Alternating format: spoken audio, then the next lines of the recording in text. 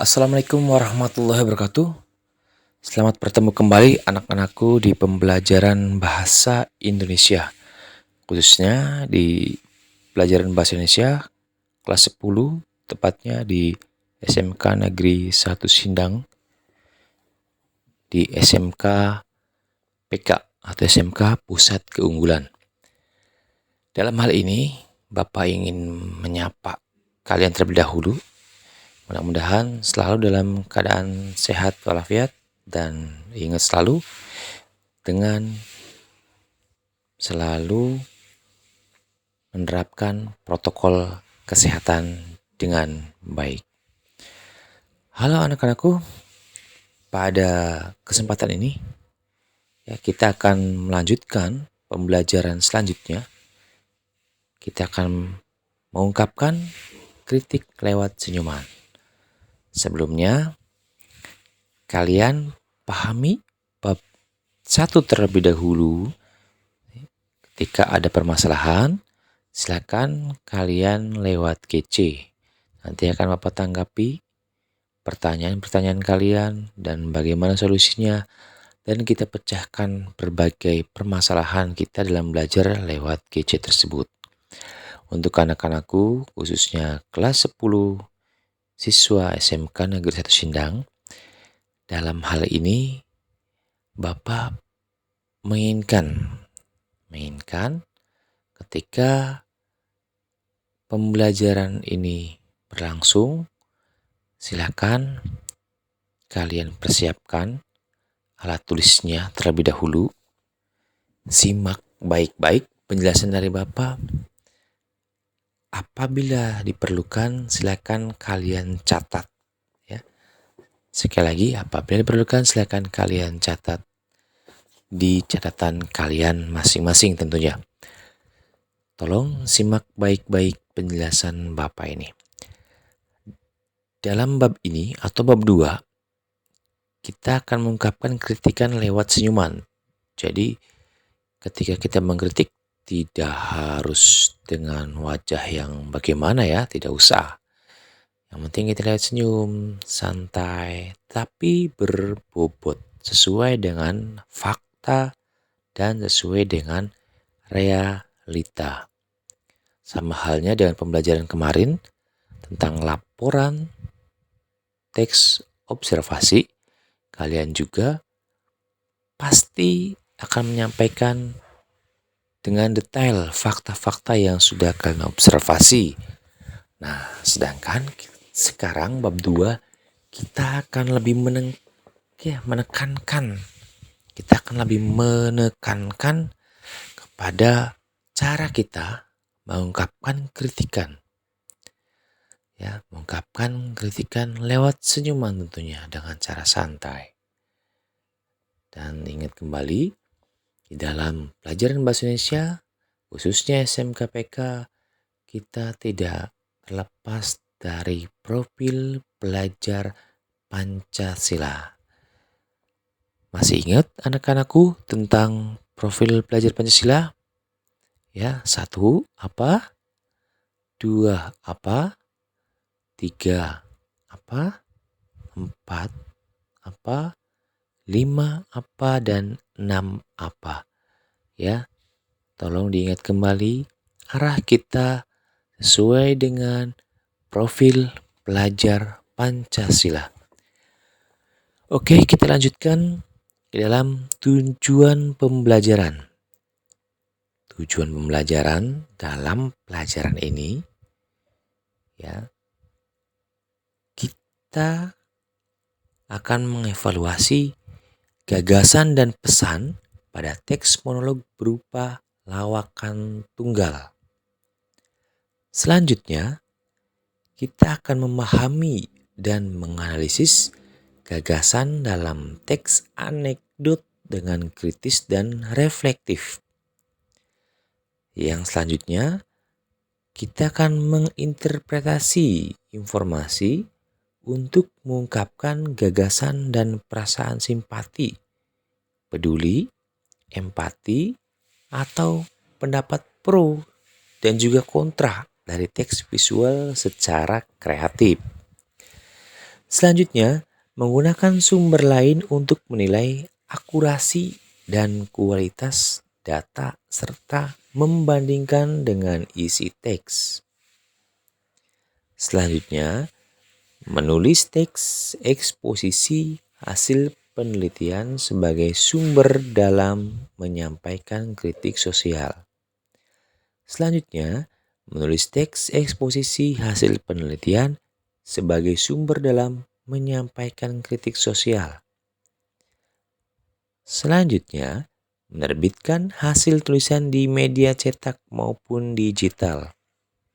Selanjutnya, mengolah dan menyajikan gagasan, pikiran, pandangan, arahan, atau pesan dalam bentuk monolog, lawakan, tunggal secara logis, runtun, kritis, dan kreatif. Selanjutnya, mengkreasi ungkapan sesuai dengan norma kesopanan dan berkomunikasi. Di sini kita buat, coba lihat ya anak-anakku.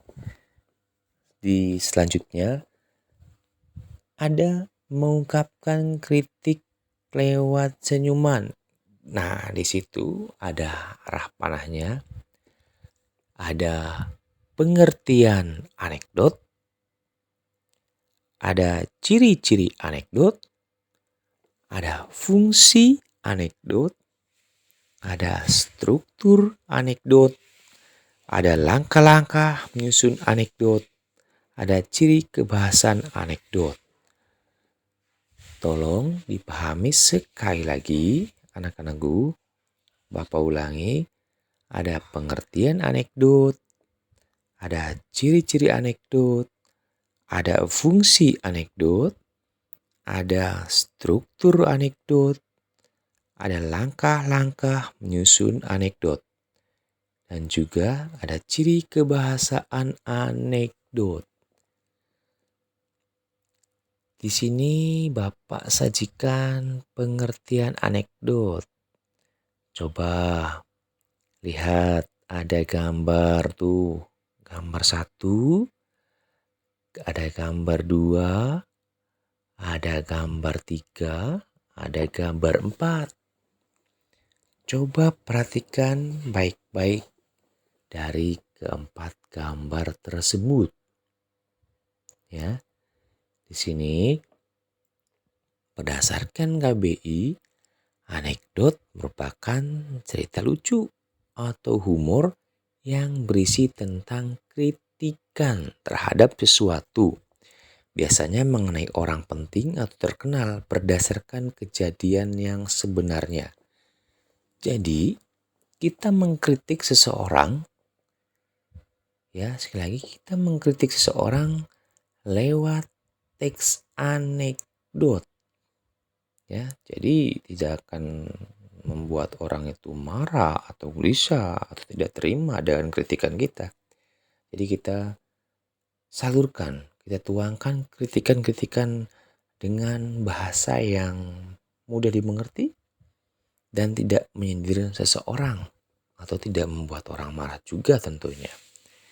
Ya, tetapi kritikan tersebut berdasarkan realita, berdasarkan fakta-fakta yang ada, berdasarkan data-data yang ada, bukan hanya bukan hanya pandangan kita seorang, atau bukan hanya cerita-cerita seseorang, atau bukan hanya berita-berita hoak, bukan. Tetapi kita menyampaikan kritikan tersebut tentunya dengan berbagai data yang kita punya, sesuai fakta, sesuai realita yang ada di sekitar kita. Ya, jadi berdasarkan kejadian yang sebenarnya. Sekali lagi, berdasarkan kejadian sebenarnya. Ya. Itu di gambar 1, coba lihat. Di situ ada foto anak kecil di situ. Yang pertama, disuruh beli mecin ke warung. Kata emak, kembaliannya ambil aja. Sampai warung duitnya pas. Nah, gimana tuh perasaannya? Ya, kata ya disuruh beli mesin ke warung. Ya, kata maknya kembalinya ambil aja. Sampai warung duitnya pas tuh. Gimana tuh niatnya sudah seneng banget ya. Udah disuruh emak nih, disuruh ibu nih, disuruh mama nih, suruh beli bumbu dapur ya ke warung. Kata ibunya, nanti kembaliannya ambil aja. Wah, sudah kira-kira mau beli apa nih? Pas nyampe warung, ternyata duitnya pas. Aduh, gelisah juga ya. Nah, yang selanjutnya ada gambar yang kedua tuh. Coba lihat, perhatikan tuh. Ada gambar kedua. Apa? Sebentar lagi bakal krisis global. Gawat, gawat.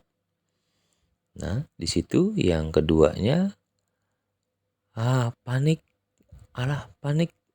Saya dari kapan juga udah krisis biasa aja, Om. Nah, jadi perbedaan.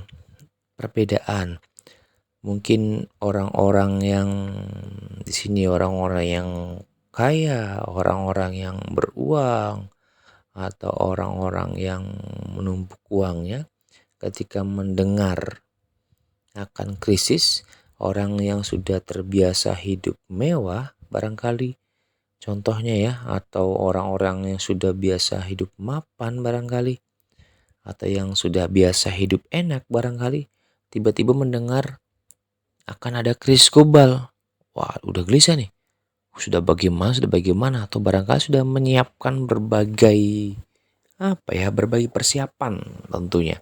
Tapi buat ibu-ibu yang biasa saja atau emak-emak biasa saja yang di rumah yang sudah biasa dengan hidup sederhana, yang sudah biasa hidup apa adanya, ketika mendengar akan ada krisis global, ya biasa saja. Karena apa? Karena saya ibaratnya dari kapan barangkali, dari dulu juga sudah krisis global Pak gitu. Sudah krisis Pak, biasa aja nih Pak. Nah, gitu. Karena itu sebuah ungkapan, sebuah kritikan bahwa bapak yang di atas seperti itu barangkali, atau bapak yang punya uang seperti itu, atau bapak yang menimbun uangnya sebanyak itu ketika mendengar krisis global menjadi panik. Tapi buat kita yang orang biasa, orang yang sudah terbiasa hidup sederhana, dengan mendengar krisis global, ya apa yang aneh? Karena mungkin mungkin dari jiwa ibu-ibunya, jiwa emak-emaknya, bahwa kita sudah terbiasa dengan hidup seperti ini. Jadi apa masalahnya atau apa bedanya dengan krisis global dengan biasa?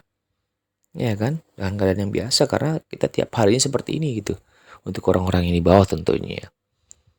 Ya, itu sebuah kritikan yang sangat menggelitik tentunya, ketika orang-orang itu merasa bahwa rakyat, atau bahwa rakyat yang biasa atau yang biasa hidup dengan sederhana, ketika mendengar akan adanya krisis global, karena ya uang kita juga pas-pasan barangkali, beda dengan orang yang mapan barangkali, atau beda dengan orang yang sudah biasa hidup enak atau sudah biasa hidup mewah, ketika mendengar krisis global mereka akan mempersiapkan berbagai banyak hal tentunya untuk menghadapi krisis tersebut. Nah, yang selanjutnya ada gambar yang ketiga tuh. Ada gambar yang ketiga di situ, yang A ya. Nah, jangan tertawa dulu ya. Ya, bahasanya bahasa kekinian nih. Ya, biasa bahasa-bahasa yang kalian sebutkan, biasa kalian ungkapkan dengan teman-teman barangkali tanpa sadar tentunya. Tanpa sadar bahwa sebenarnya kamu sudah melakukannya, atau tanpa sadar bahwa kita sudah melakukannya. Ya, di situ. Yang A, bapak kamu tukang rujak ya? Yang B-nya, kok kamu bisa tahu? Yang A-nya, karena kamu telah mengulek hatiku. Ini bahasa-bahasa yang sekarang sedang booming ya. Artinya apa? Mungkin kalian juga sudah tahu sendiri ya. Bukan berarti bapak kamu tukang rujak jadi apa dalam arti sebenarnya gitu kan. Artinya diulek-ulek enggak ya. Jadi situ ungkapan seseorang ya, ungkapan seseorang untuk menyampaikan ya, untuk menyampaikan perasaannya, ungkapan seseorang untuk menyampaikan apa yang ada dalam hatinya, atau ungkapan seseorang yang sangat ingin sekali ungkapkan dengan cara-cara yang unik ya, bisa lewat tulisan, bisa lewat pantun, atau bisa lewat bercanda ya, tetapi mengena gitu kan, tetapi mengena ya. Sedangkan ada gambar keempat di sini lagi, bapak kamu politikus ya? Kamu kok tahu? Oh, pantas saja kamu sering ingkar janji. Nah, jadi bahasa-bahasa seperti ini mungkin apa ya? Mungkin sudah terbiasa dia ungkapkan, atau seorang teman yang sudah terbiasa janji dengan temannya, tapi juga terbiasa untuk mengingkarinya. Sampai-sampai temannya sendiri mengungkapkan bahasa yang seperti itu. Sampai-sampai temannya sendiri mengungkapkan perasaannya seperti itu. Mungkin karena sudah saking jengkelnya barangkali ya. Barangkali teman kamu sudah saking jengkelnya ketika kamu selalu ingkar janji. Tiba-tiba nanti sore barangkali kamu udah janjian sama teman kamu, nanti kita belajar bareng ya di rumah si A gitu kan. Tiba-tibanya si B-nya ini kan sudah datang nih ke rumah si A gitu kan. Ada beberapa orang nih. Ada si A, si B, si C, dan si D nih. Nah, si C ini ya berucap atau nanti ada tugas yang harus dikerjakan secara kelompok. Seumpamanya kita tugas bareng nih, nanti kita kerjakan di rumah si A. Si A-nya sudah siap nih. Oke, nanti sore kita belajar bareng deh. Nanti kita siapkan makan atau saya siapkan makanan minuman ya buat cemilan supaya kita belajarnya enak dan nyaman gitu kan. Sambil ngobrol, sambil diskusi dan memecahkan berbagai masalah dalam pembelajaran tersebut, atau memecahkan masalah soal-soalnya gitu, atau mendiskusikan berbagai hal yang akan yang akan dibahas nantinya. Kata si C, oke, siap tos ya, nanti saya datang duluan nih, saya nunggu di situ ya kan. Kata si A-nya oke siap. Kata si B-nya oke, si D-nya juga oke, awas ya, tepat janji loh. Iya, oke, saya tepat janji. Tiba-tiba sore si A sudah siap di rumahnya dengan berbagai menu makanannya barangkali sudah disiapkan karena mau ada teman-teman yang berkunjung. Ya, si B juga sudah dandan rapi, bawa buku segala macem. Ya, sudah siapkan kuota internetnya barangkali mau browsing-browsing segala macem. Si D-nya juga sudah siap itu berangkat. Tiba-tiba ketika sudah datang, sudah ada A, sudah ada B, sudah ada D, tiba-tiba si C tidak datang yang sudah membuat jadwalnya, yang sudah membuat janjinya, yang sudah mengajak teman-temannya untuk berkumpul. Tiba-tiba tidak datang, sedangkan materinya yang megang adalah dia gitu kan. Atau seumpama ketuanya adalah dia gitu kan. Mungkin tanpa ada ketua, tanpa ada materi dari si C ini, si A, si B, sama si D ini mungkin apa ya, kurang atau masih bingung gitu kan. Nah, itu. Tiba-tiba nunggu sampai setengah jam, sampai 1 jam, tiba-tiba tidak datang sampai 2 jam, seakan sampai sore, sampai mereka bertiga pulang. Ya maksudnya mereka bertiga kembali ke aktivitas yang biasa. Ya, si A-nya di rumahnya juga ya ternyata dia nggak datang, si B-nya juga wah ternyata dia nggak datang, si D-nya wah datang. Ini mungkin besok paginya ketika ketemu di sekolah, barangkali si C-nya tidak memberikan alasan yang tepat, mungkin akhirnya kan seperti itu. Ya, bahasa sindirannya. Bapak kamu politikus ya? Sampai bercanda. Nah, kamu kok tahu itu? Oh, pantesan ya. Atau oh, pantes saja. Kamu sering ingkar janji. Nah, itu bahasa celetukannya seperti itu. Jadi, kita ungkapkan ya, kita ungkapkan kritikan kita ungkapkan perasaan kita lewat hal-hal yang positif tentunya ya. Sekali lagi, lewat hal-hal yang positif. Di situ dibaca berdasarkan KBBI, anekdot merupakan cerita lucu atau humor yang berisi tentang kritikan terhadap sesuatu, biasanya mengenai orang-orang penting atau terkenal berdasarkan kejadian yang sebenarnya. Itu kebiasaannya. Jadi harus sesuai dengan faktanya. Nah, di sini ada ciri-ciri anekdot. Nah, itu dibaca. Yang pertama, bersifat humor. Ya, jadi kalau orang diajak untuk humor, untuk lucu-lucuan, mungkin yang dikritik juga merasa nyaman-nyaman saja ya. Yang kedua, bersifat menggelitik. Menggelitik ya, karakternya bersifat menggelitik. Yang ketiga, anekdot berisi kritikan. Jadi benar-benar berisi tentang kritikan sesuai dengan realita. Yang keempat, mengenai orang penting. Mengenai orang penting di sekitar kita dulu. Yang kelima, ceritanya mirip dengan dongeng. Jadi kayak ceritanya mirip dengan dongeng untuk teks anekdot.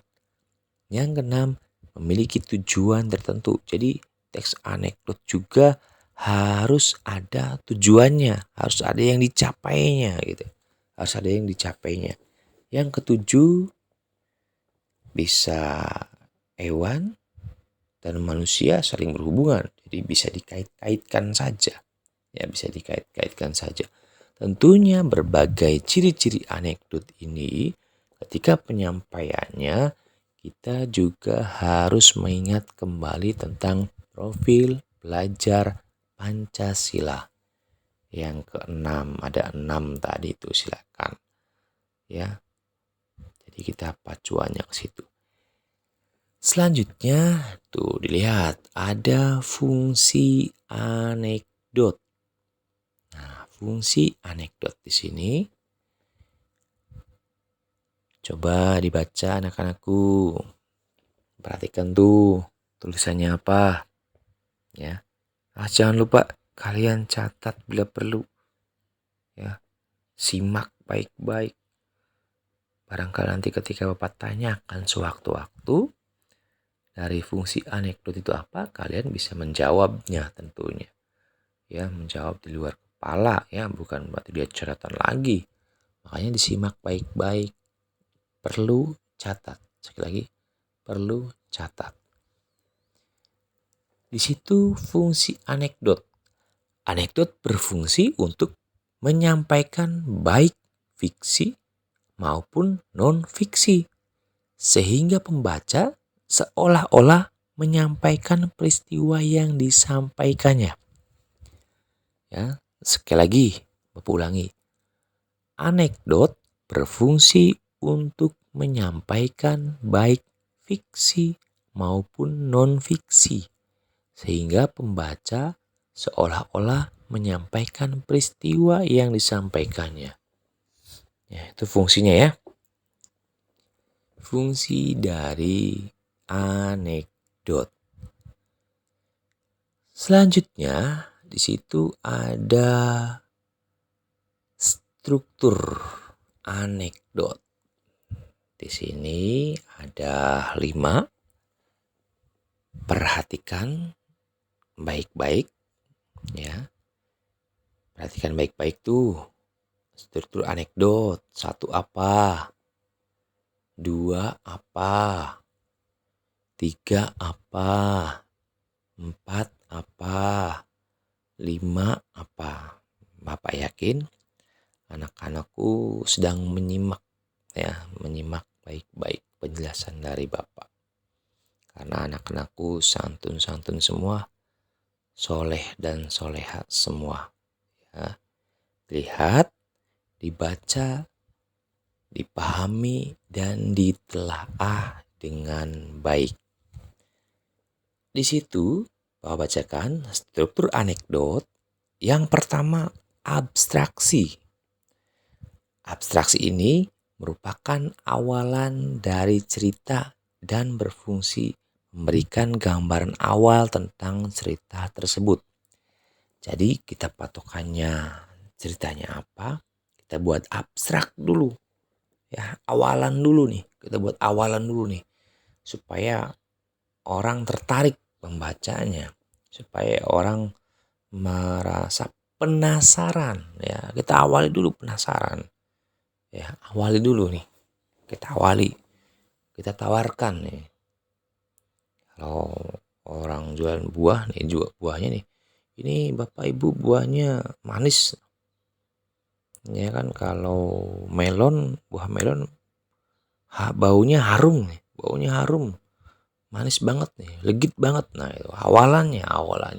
Mengawali buah itu juga belum dibuka kan, belum dibuka, tetapi menawarkan bahwa kita yakin buah ini manis. Kita yakin bahwa buah ini wangi gitu, baunya wangi dan manis. Karena berdasarkan pengalaman yang sudah penjual buah lakukan tersebut, bahwa buah yang contohnya seperti adalah manis.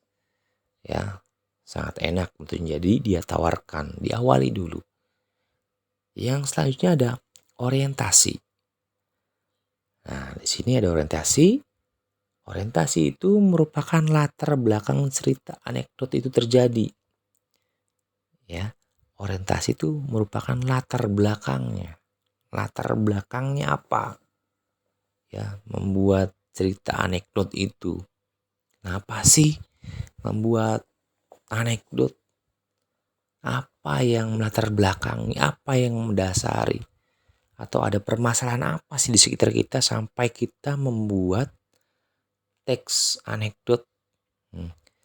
Atau apa sih yang mengilhami kita untuk membuat teks anekdot tersebut? Kamu melihat apa sih di sekeliling kamu? Atau kamu mendengar apa sih di sekitar kamu? Ya, ungkapkan di situ, ungkapkan di orientasi. Yang ketiganya krisis. Nah, krisis ini ibaratnya merupakan inti dari ceritanya. Jadi inti dari permasalahan tadi, inti dari teks yang kalian buat nantinya itu, ya, teks anekdot itu salah satu strukturnya adalah krisis. Ya, itu inti dari ceritanya. Jadi mau apa yang akan kamu ungkapkan di situ? Ya, apa yang akan kamu ungkapkan di situ? Yang selanjutnya adalah reaksi. Nah, reaksi ini merupakan tanggapan terhadap cerita krisis itu tadi. Jadi ketika reaksi itu ada teksnya, ketika ada krisis intinya, terus ada tanggapannya. Nah, tanggapannya terhadap krisis yang tadi, terhadap realita yang tadi tanggapannya. Yang selanjutnya adalah koda, merupakan bagian akhir dari cerita. Atau ketika kamu membuat ungkapan sesuatu, ada bagian akhirnya. Ketika ada awalan, berarti juga ada akhirnya. Nah, ada awal dan akhir. Kita awal dengan abstraksi, ya. Awali dulu ceritanya. Kita buat latar belakangnya yang melatar belakangi cerita tersebut. Kita buat krisisnya, kita buat intinya. Ya, dari cerita tersebut, setelah itu kita berikan tanggapan. Ya, merupakan tanggapan terhadap cerita krisis tadi, tanggapannya, dan diakhiri dengan bagian akhir di ceritanya. Ya, biar struktur anekdot itu menjadi lengkap, lima-limanya. Bisa dipahami anak-anakku? Ya, nanti bisa kalau kalian masih kurang paham, bisa kalian ulang kembali ya penjelasan dari Bapak. Selanjutnya ada langkah-langkah menyusun anekdot. Nih, ada langkah-langkah menyusun anekdot. Dibaca, silakan anak-anakku. Kalian pahami anak-anakku, Bapak beri waktu. Nah, apa langkah pertama, kedua, ketiga, keempat, kelima, dan keenam? Ya, sambil memahami, sambil menelaah, Bapak bacakan langkah-langkah menyusun anekdot. Yang pertama, menentukan topiknya. Ya, Bapak jelaskan, menentukan topiknya. Terlebih dahulu, kamu tentukan topik permasalahan atau tentukan terlebih dahulu topik apa nih yang akan kamu buat. Topik apa nih yang akan kamu tuliskan dalam teks anekdot tersebut, ya. Dengan menentukan tadi ada yang namanya ciri-cirinya, patokannya ya, ciri anekdot seperti apa, terus juga fungsi dari anekdot itu seperti apa, dan juga struktur anekdot itu seperti apa. Itu sebagai patokannya. Jadi tentukan topiknya, ya, tentukan topiknya terlebih dahulu. Atau kalau kalian bekerja sama dengan teman-teman kamu, ya, tentukan topiknya dulu. Kamu rembukan dulu. Kamu sepakati dulu, ya, atau kalian sepakati dulu. Kalian rembukan dulu. Topiknya apa nih yang akan kita bahas nih? Nah, seperti itu. Yang selanjutnya mencari bahan referensi. Ya, mencari bahan referensi.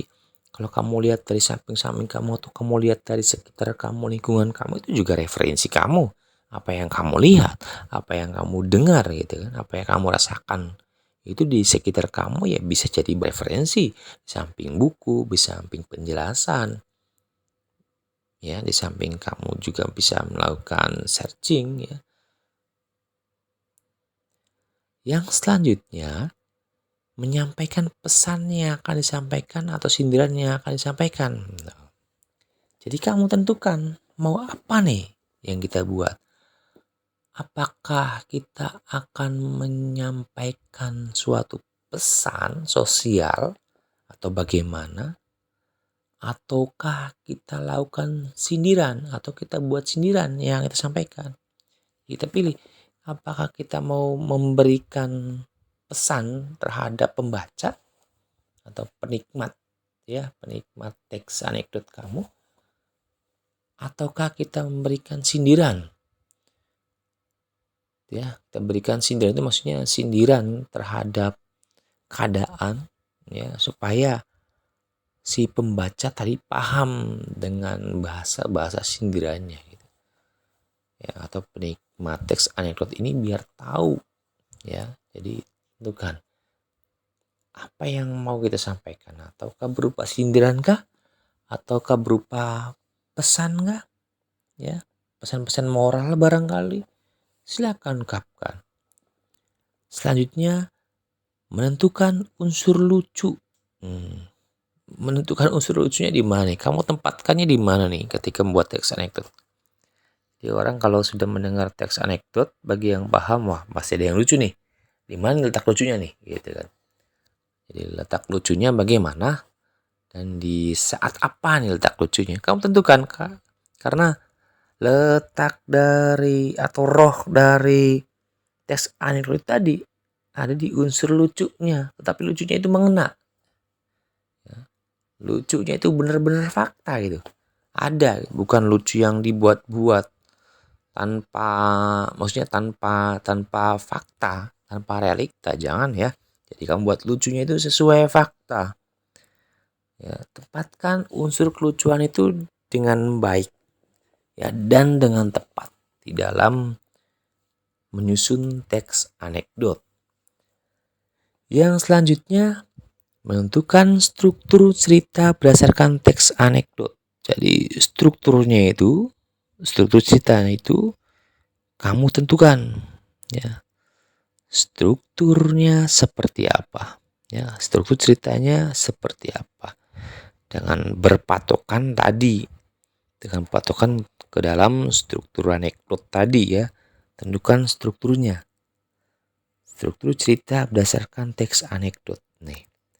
Mau kita buat seperti apa nih strukturnya nih? Berdasarkan tadi kamu sudah membuat topiknya, tentukan topik udah dibahas, sepakati nih, ini topiknya nih. Terus kita cari bahan referensi, baik yang dilihat di sekitar, didengar, atau kamu browsing-browsing, ya. Selanjutnya, apa kamu tentukan setelah dapat ketemu topiknya, setelah kamu menemukan referensinya, berbagai referensi yang sangat mendukung dari teks kamu, teks kalian, ya. Selanjutnya itu sudah kamu tentukan mau menyampaikan pesan moral atau mau menyampaikan sindiran, sudah ketemu ya. Itunya sudah ditentukan. Terus kamu sudah menentukan unsur kelucuannya ada di mana, kamu letakkan di mana. Setelah itu kamu buat strukturnya. Ya, strukturnya nih seperti ini. Setelah itu kamu kembangkan. Kembangkan teks anekdot seperti apa. Jadi kembangkan. Diskusi, kamu buat. Ada yang, ini topiknya seperti yang saya ini. Gimana? Sepakat? Setuju? Oke? Deal? Oke. Sepakati biar tidak ada yang ini ya, tidak paham. Sepakati dulu. Bahannya gini. Kita buat seperti ini. Oke, dapat. Ya. Yang kita tentukan adalah sindiran nih. Nih, sindiran seperti dapat. Oke. Letak unsur lucunya sudah dapat nih di sini nih. Taruhnya nih, pas ini. Wah, pasti orang bacanya bakal suka nih. Nah, itu sudah rembukan gitu, sudah rembukan. Terus strukturnya di sini seperti ini strukturnya. Jadi kita kembangkan baik-baik. Wah, harus seperti ini, harus seperti ini ya. Kamu sambil berdiskusi, ya. Ciptakan rasa kekeluargaan, ciptakan humoris di dalam pembuatannya, ciptakan suasana yang hangat dalam diskusi itu tadi. Ya, untuk menciptakan hal-hal yang baru, ya. Ciptakan hal-hal yang baru, ide-ide kreatif kamu keluarkan, tidak ada yang salah. Ya, sekali lagi, tidak ada yang salah, ide-ide kreatif kamu itu tidak ada yang salah. Ya, kita coba. Nah, kita coba, kita tentukan, kita buat ya. Tidak ada yang salah, ide-ide kalian itu bagus, brilian. Ya, Bapak yakin anak-anak Kensasi, anak-anak SMP, Negeri 1 Sindang pada khususnya, ya itu sangat kreatif, sangat brilian. Ya, sangat brilian untuk menentukan langkah-langkah dan pola pikir selanjutnya. Bapak yakin itu. Karena kalian adalah penerus-penerus bangsa yang terbaik tentunya di masa depan. Ya, di masa depan bangsa ini ada di tangan-tangan kalian. Selanjutnya, setelah kita sudah menentukan langkah-langkahnya, kita buat jadi kebahasan anekdotnya. Dibaca itu ada 5, ya. Sekali lagi dipahami, baca, catat lagi bila perlu anak-anakku. Ayo dong kita mencatat, sambil mencatat tulisan-tulisan kamu barangkali menjadi bagus, lebih baik, ya lebih cepat ya. Sambil menyimak, sambil mencatat, wah tulisan saya udah bagus nih. Ya lama nggak nulis nih barangkali kan. Nah di situ ada ciri kebahasan anekdot. Yang pertama menggunakan keterangan waktu lampau. Ada contohnya di situ. Yang kedua menggunakan konjungsi temporal. Yang ketiga, menggunakan kata kerja material. Yang keempat, ada urutan peristiwa berdasarkan waktu. Yang kelima, menggunakan pertanyaan retorik. Nah, apa sih Pak pertanyaan retorik? Apa sih Pak urutan peristiwa? Apa sih Pak kata kerja material? Apa sih Pak konjungsi temporal? Nah, nanti kita akan bahas lebih lanjutnya ya di GC. Kita bisa berdiskusi langsung ya. Kita bisa berkomunikasi langsung di situ. Kita bisa bahas keluh kesah kita ya, bisa kita jelaskan kembali ya dari kalian ya tentunya, atau dari Bapak akan mencoba membahasnya dengan kalian. Kita diskusi di GC tersebut. Mudah-mudahan materi yang Bapak sampaikan ini bisa disimak baik-baik oleh anak-anakku. Sekali lagi, semoga materi yang Bapak sampaikan ini bermanfaat, bisa disimak dengan baik, bisa ditelaah dengan baik, supaya pembelajaran pada bab ini sebagai awalan, sebagai referensi untuk pembelajaran selanjutnya. Oleh karena itu, pahami dengan baik, pahami dengan bijak tentang materi ini. Ketika ada permasalahan, ketika ada pertanyaan, kita bahas di GC. Mungkin itu saja anak-anakku. Sekali lagi, materi yang Pak sampaikan sampai di sini dulu. Nanti akan ada materi-materi selanjutnya di video-video selanjutnya tentunya. Materi Bahasa Indonesia di kelas 10.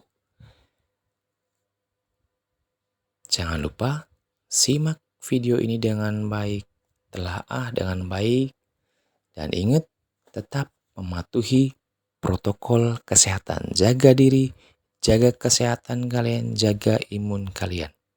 Ya. Bapak akhiri. Assalamualaikum warahmatullahi wabarakatuh.